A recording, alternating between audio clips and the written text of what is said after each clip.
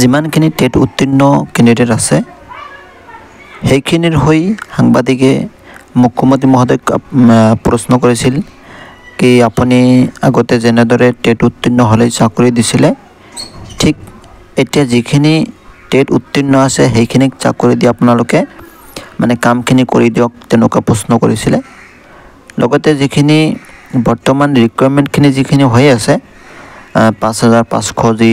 LP আৰু ইউপিৰ যি requirement প্ৰচেছখিনি চলি আছে অলৰেডি সো এইখিনি কাম যাতে অতি সোনকালে হয় তাৰে অনুৰোধ জনাইছিলে আৰু লগতে মুখ্যমন্ত্ৰী মহোদয়